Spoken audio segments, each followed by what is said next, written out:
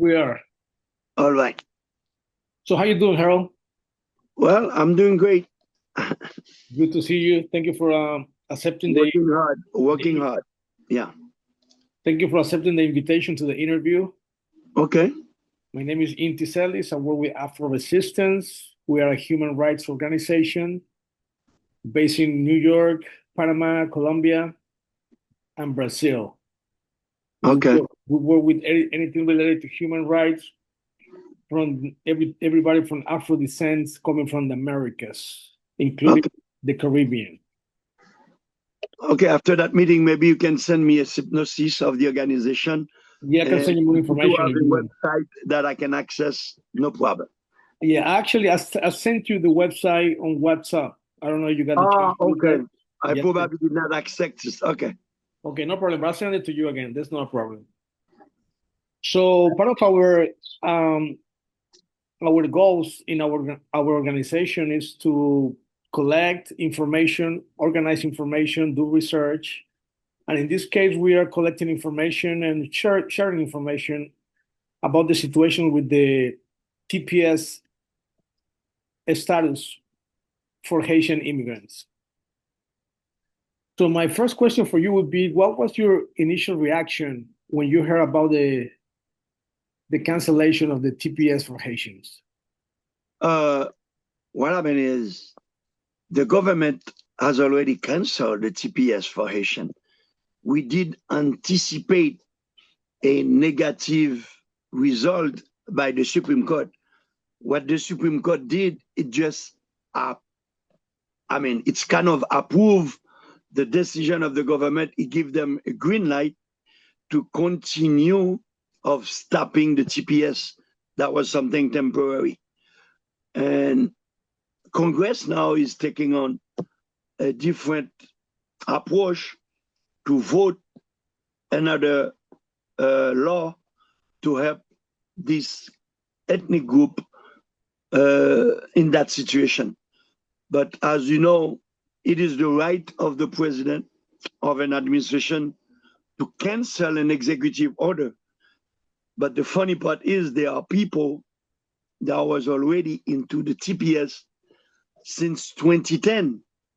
Oh, It wow. is not just an executive order recently by the last administration of President Biden. I think there is also another lawsuit.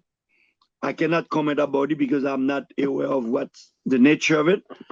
There is protests all over, but personally, I knew the Supreme Court, with a majority of conservative, will give the green light to the administration to stop TPS. Okay. What kind of actions is your organization taking to help Haitian migrants to navigate this situation? Oh, we've been participating at every protest. The one done by the Queensborough president, the executive director was there. A Little Haiti BK, we were there. The one done by Life of Hope, another organization that invite Senator Schumer, who came and explained the position of the Democrat toward that decision. He suggests to us to call all the senators in order for them to have a vote on a new law in the Senate that would reenact the TPS for Haitian called 4814. You could research on it. And that's what we've been doing, contacting everybody in other states, Florida, Georgia, Connecticut, South Carolina, Massachusetts, to call on more Republican senators to vote for that law to protect the people who cannot return to Haiti. But at the same token, we don't want them to go to prison either, because when ICE detain you now, you don't know which country will send you or how long they will keep them in prison. Yes, over the radio, on our website, on the social media, we are educating people to have a different plan as well. If nothing works out, for them to remove themselves in the country, because we are dealing with a very strange situation. But we are doing threefold: follow what's going on in Congress, follow what's going on in the court, educating our people to have different plan on economic, social, whatever, in order if they have to go to a different country. That's what we can do. That's what we're doing. And I think today, this afternoon, the Brooklyn Borough Hall is also having a protest on that. Unfortunately, I have a prior engagement. I cannot attend. Usually, I'm the one as community liaison to attend all of those protests. Great. So what happens to someone when their TPS expires? I mean, Since last year, the administration has put a stop on TPS. That's why it was challenged all the way to the Supreme Court. February 3rd, 2025, he decided to end TPS. Throughout 2025 and all the way to 2026, there has been back and forth. The lower court disagree with the government. The appellate court disagree with the government, but when it gets to the Supreme Court, they give the administration green light. When somebody lost the status of TPS, they now, without any legal protection, they can be arrested, detained by ICE as quote unquote an illegal individual. But most of them were legal if that decision did not take place by the administration.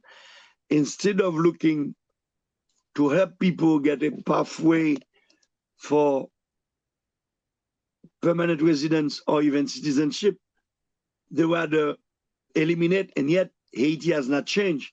Haiti is still a country in turmoil, a lot of kidnapping, a lot of killing, and that was not the value of American. Why stop TPS when the people come, they're working, they don't create trouble, they pay their taxes, and now you put a whole community in disarray because they're not working and they don't know yet where to go.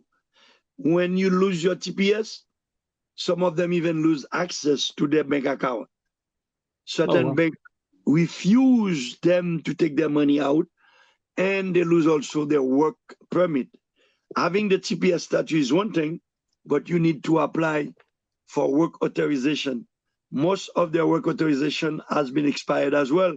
And now you have a bunch of people, about 350,000 plus the Syrian and some other group, that are in limbo, and they become in a legal situation in the US. That's a very terrible precedent. So what type of risks could people face if they are required to return to Haiti? First of all, the risk of losing their job, they become dependent on somebody else. The risk of not having shelter. If God forbid, they arrest them, they detain them, and then they deport them to Haiti, the risk is tremendous. Check the State Department. Haiti has a level 4 of insecurity. You could be kidnapped, killed by bandit, by gang. And if somebody were from Port-au-Prince is a no-land man, it's being occupied by the bandits, by the terrorists. We call them terrorists in Haiti because they create terror against the people. When you come from outside, they might think they have money, and yet they might be deprived. They will be target. They will focus on them to rob them. If they go to another part of the country, they do not know them. They become suspicious. And that is the situation of Haiti right now.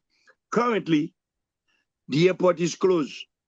The airport is controlled by the American military and by some other forces. So many forces are in Haiti, but none are doing anything to really create a secure place. We cannot envision those people to return, although we're telling them to do their plan. It's on them.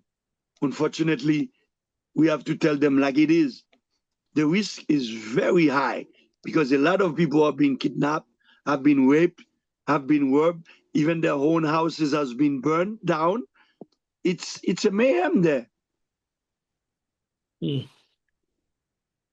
Wow.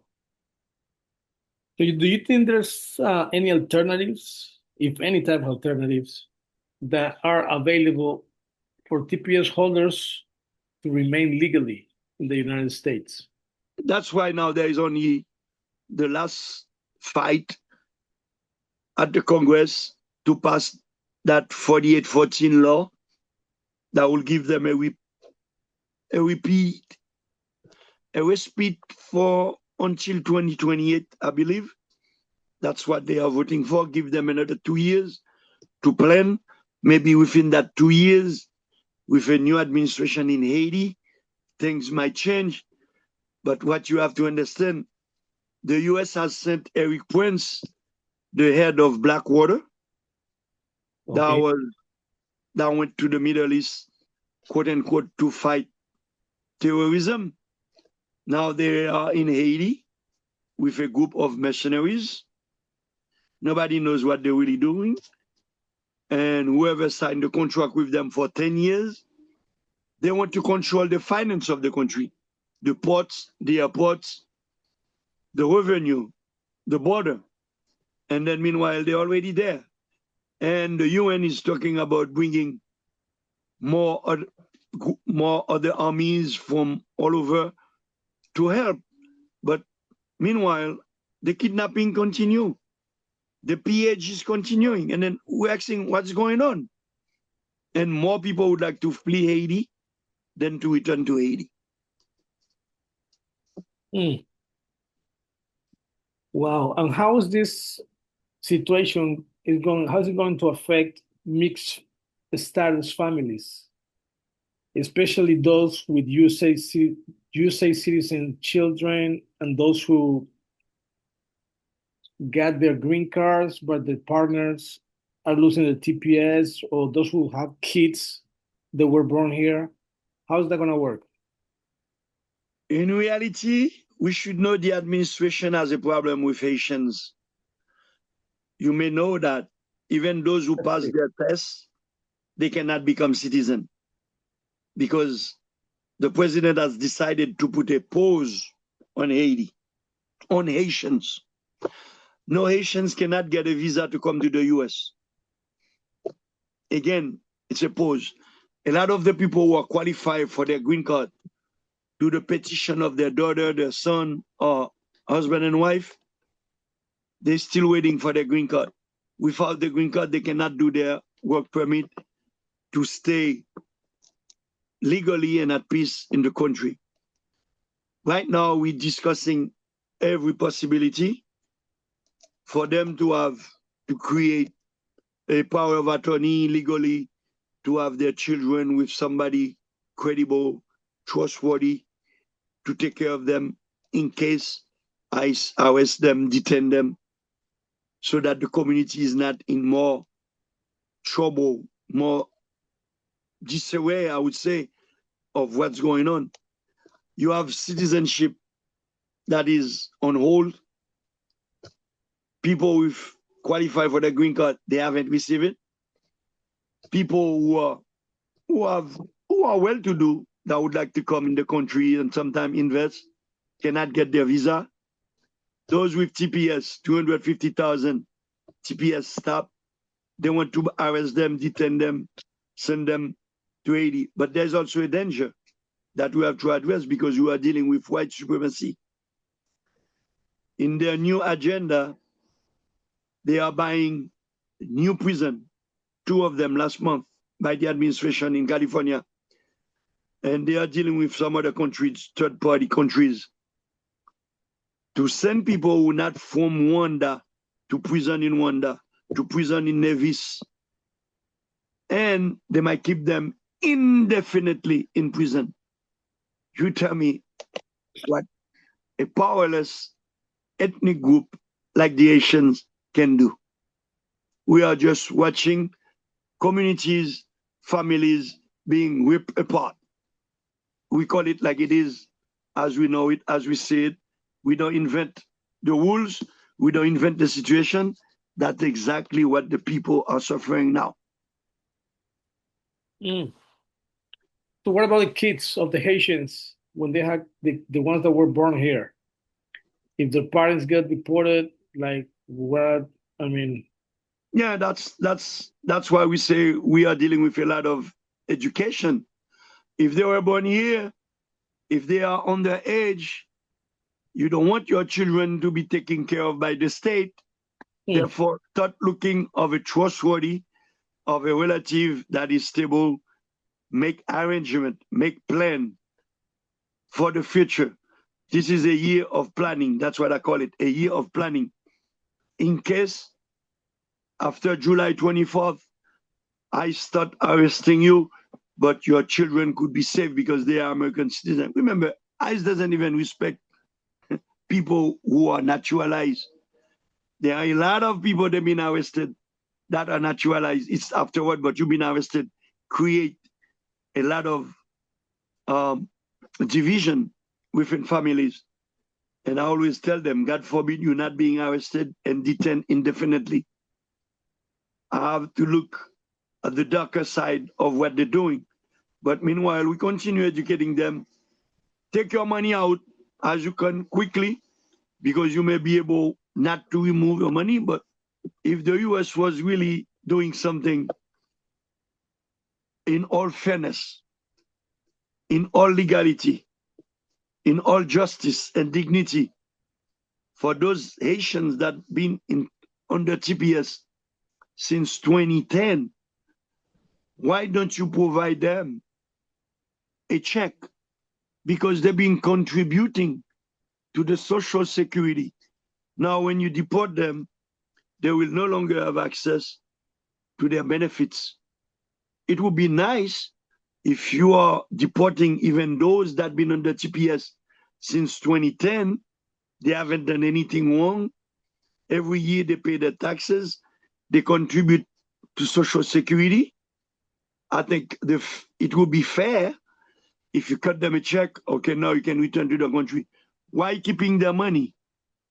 And then you are sending them empty-handed. I understand he has a problem with those that come under the program of humanitarian power created by President Biden to alleviate the situation in Haiti, but the situation has worsened. He doesn't like that program. We understand that. That was not really a good program. But the 2 years has elapsed. There is no recourse for them unless they have a child that was born here and who is 21 years old that can sponsor them. Even after I petition them to adjust their status, they got to go to a very strict interview where even after they pass the interview, where's the green card? They are very slow of providing even the green card. I don't mind. You want to do away with TPS because it was something temporary.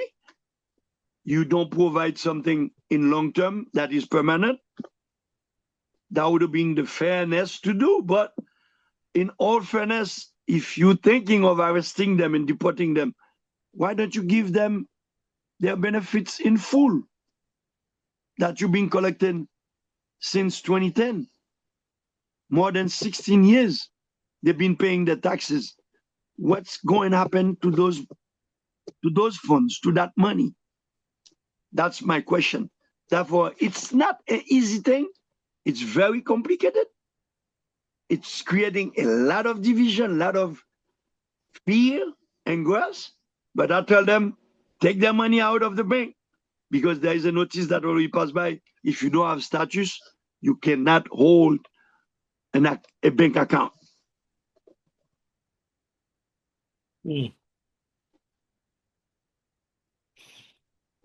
Well, you didn't think the situation was that dire. It's really complicated. A lot of issues to deal with, a lot of situation. And with that administration, they change the rules, they change the regulation at their whims by an executive order. And plus you have to deal with GHS, you have to deal with USCIS. It's it's really a bad, bad situation. People may think, oh, yeah, there's TPS. But those that are going to school, those that are working, those that are paying their rent, those that are living with some individual, it's like you put the whole community now in disarray. Even those that are legal, you cannot support somebody who's not working for more than a year. That deprive you as well. It's making you more vulnerable. You can't even invest. You can't even send money to those that you used to send to Haiti to help them survive. It's a country that's been taken over now by mercenaries, international and local, and nobody knows what the end project of that. But there is an agenda that's being implemented on Haiti that are killing a lot of people. According to the UN report, more than 10,000 Haitians have been died in the past 4 years. And some Haitians are looking for ways to live. Brazil cannot take that many. Chile blocked them now. They cannot go to Chile. They cannot go to Nicaragua because there is no airplane. The airport has been closed, the main airport. And for people to move from Port-au-Prince, that is in the west, to go to the north, Cape Haitian, where there is still international flight, is not an easy route. That's where the bandits control all of the major highways to travel or live. You are at risk, whatever you do in Haiti. And the State Department has a level 4 how bad the situation is in Haiti. But meanwhile, there are people that are living here, law-abiding people, they're following rules and regulation, they're working, they pay their taxes. You did say you wanted to get rid of criminals. Those people did not commit any crimes. Most of them, 99% of them, the majority of them. And you know, there have been a lot of lies about Haitians because we did 1804. We liberated ourselves from the big white powers, the imperial France, and the US is also an imperialist country. They are making Haitian paid for our history. That's why the people now are going all over. You find Haitian in Turkey, Haitian in Russia, Haitian all over, not just France, Canada, US, Brazil. Haitians are in Panama, they are in Colombia, they are in Ecuador. There's a group that are in Mexico. It seems that slowly they are removing Haitian in Haiti, but meanwhile, they are having an agenda for Haiti without Haitians. So can you tell me a little bit? I'm very curious about the status of the international mercenaries that went to Haiti to fight for peace or to control the situation or to, you know, defeat the gangs. How's that working out? I used to follow the news about, you know, they brought the army. I mean, they brought like a special squad that were made of Kenyans, if I'm not mistaken. Yeah, the Kenyans come and did the money, but what have they done? Nothing. They didn't change the situation. They make it worse. Some of them didn't even want to venture themselves. It was a slick move by the Kenyan. They accept for $400 million. And I think even the Kenyan government did not get his money for the share of the bargain. But anyway, there are other group now. Whatever group that say they want to do something serious in Haiti, they change it. It's always got to go by the UN, OAS, they both mean United States. It's the US embassy that in control of Haiti. The earthquake situation, you would have been better off if you call somebody in Haiti who knows. Because what I know, you have a de facto government that signed a contract with a mercenary group for 10 years. And the mercenary group now wants to control the police and they want control to the port, the airport.